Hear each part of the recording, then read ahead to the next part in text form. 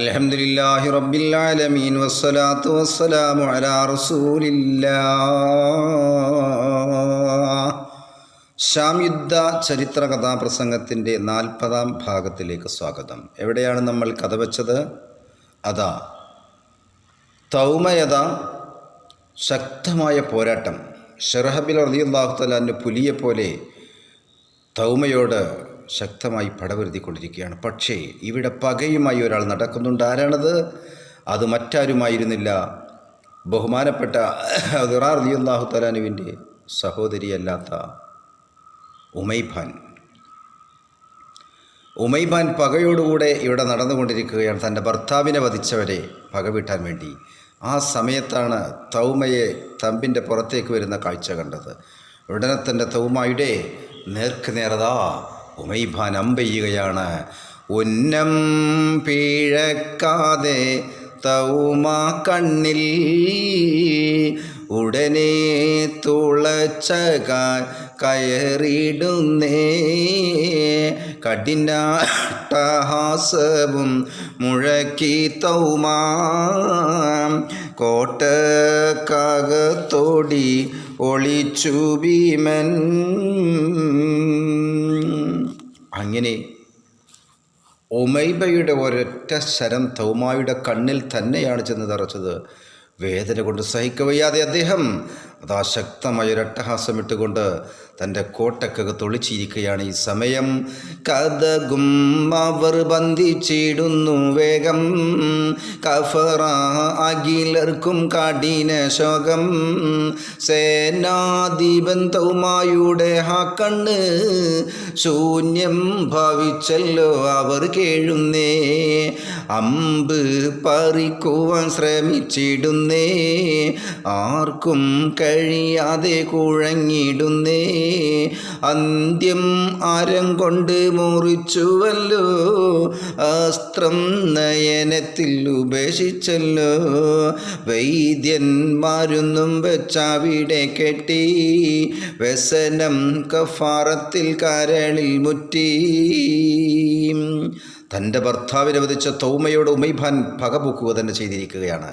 ദിനരാത്രങ്ങൾ പിന്നെയും കഴിഞ്ഞു നീങ്ങിയെന്ന് മാത്രമല്ല, തൗമയുടെ കണ്ണ് നിശേഷം നശിക്കുകയാണുണ്ടായത്. റോമികൾക്ക് അടക്കാനാവാത്ത പ്രതികാരവഞ്ചന പെരുകി വന്നു എന്ന് മാത്രമല്ല, അതോടൊപ്പം വിശപ്പും ദാഹവും അവർക്ക് സഹിക്കാൻ കഴിയാതെയായി. ഒരർദ്ധരാത്രിയിൽ പതിവിന് വിപരീതമായി മുസ്ലിങ്ങളെല്ലാം അതാ നിദ്രയിൽ അകപ്പെട്ടു പോകുകയാണ്. ഈ സുവർണാവസരം പാഴാക്കാതെ തൗമയും പട്ടാളവും കതക് തുറന്ന് പുറത്തു വന്ന് ഉറങ്ങിക്കിടക്കുന്ന മുസ്ലിങ്ങളെ കൂട്ടക്കൊല ചെയ്യാൻ തുടങ്ങി. ഈ കോലാഹലം കേട്ട് ഞെട്ടിയുണർന്നവരെല്ലാം പരിഭ്രാന്തരായി. ശത്രുക്കളുടെയും മിത്രങ്ങളുടെയും തിരിച്ചറിയാൻ അർദ്ധരാത്രിയിലെ കട്ടപിടിച്ച കൂരിരുട്ടിൽ മുസ്ലിങ്ങൾക്ക് കഴിഞ്ഞില്ല എന്ന് മാത്രമല്ല, ആകെ പ്രശ്നത്തിലായി. ശത്രുക്കൾ കോട്ടയുടെ 2 കവാടങ്ങൾ തുറന്ന് 2 മാർഗത്തിലൂടെ മുന്നേറി തുടങ്ങിയപ്പോൾ മുസ്ലിങ്ങൾക്ക് ഓടി രക്ഷപ്പെടുകയല്ലാതെ നിർവാഹമില്ലായിരുന്നു. അപ്പോഴേക്കും മഹാനായ ഖാലിദ് ബിൻ വലീദ് റളിയല്ലാഹു തആല അൻഹു അവിടെ ചാടി വീണു.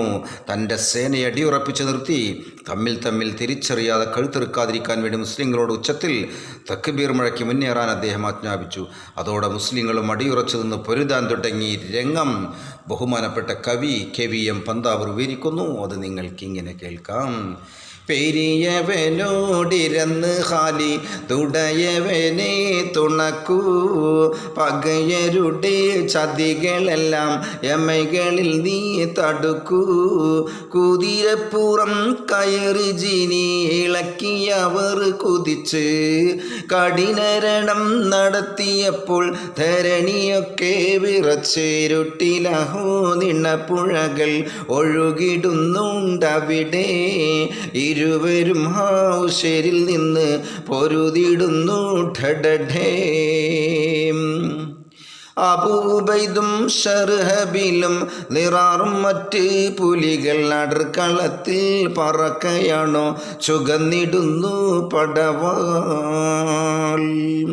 അങ്ങനെ നട്ടപാതിരാ സമയം ഹെർക്കലിൻ്റെ പടയാളികൾ മുസ്ലിങ്ങൾ ഇറങ്ങിക്കിടക്കുന്ന സമയത്ത് വന്ന് ആ ശക്തമായ പടയോട്ടം മുസ്ലിങ്ങൾ അമ്പരപ്പിക്കാതിരുന്നില്ല എന്ന് മാത്രമല്ല, മഹാനായ ഖാലിദ് വലീദ് റളിയല്ലാഹു അൻഹു തൻ്റെ സഹാബത്തിനോട് കൂടെ ശക്തമായ കൂട്ടപ്പടയിൽ അറിയാൻ വേണ്ടി തക്ബീർ വിളിക്കാൻ വേണ്ടി മഹാനായ ഖാലിദ് വലീദ് റളിയല്ലാഹു തആല അൻഹു ആജ്ഞാപിച്ചു എന്ന് മാത്രമല്ല, അങ്ങനെ അബൂബൈദ റളിയല്ലാഹു തആല അൻഹും ശറബീലും ലിറാറും മഹാനായ അലിയും കറമല്ലാഹു വജ്ഹിന്റെ ഇഷ്ട ശിഷ്യനായ ലിറാർ അങ്ങനെ അടർക്കളത്തിൽ പറന്ന് പൊരുതുകയാണ്.